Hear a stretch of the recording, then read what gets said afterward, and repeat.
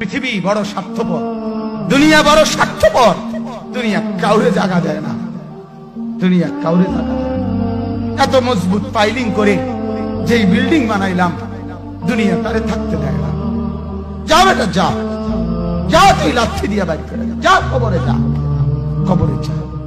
দুনিয়া কাউরে থাকতে দেয়। দুনিয়া কত ক্ষমতা ধরকে মাটির নিচে ফেলায় দিছে, দুনিয়া কত সম্পদ আলাকে মাটির নিচে ফেলে দিছে, দুনিয়া কত সুন্দরী নারীকে মাটির নিচে ফেলায় দিছে, মাটির সাথে রেজা রেজা করে ফেলছে।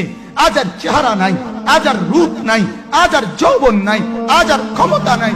এমন বাদশা ছিল পৃথিবীতে যার হাতের আঙ্গুলের ইশারায় মানুষের গর্দান উড়াইয়া দিত, যার হাতের ইশারায় উঠত মানুষ, বসত মানুষ।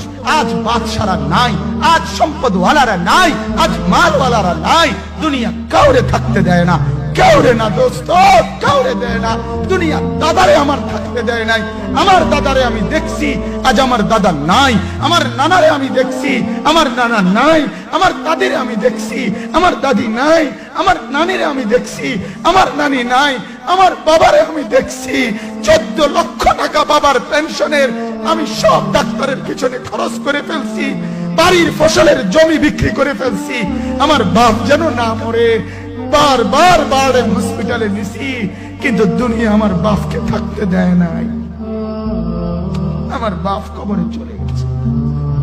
দুনিয়া কাউরে থাকতে দেয় না, কাউরে না, কাউরে না, কাউরে না, কাউরে না।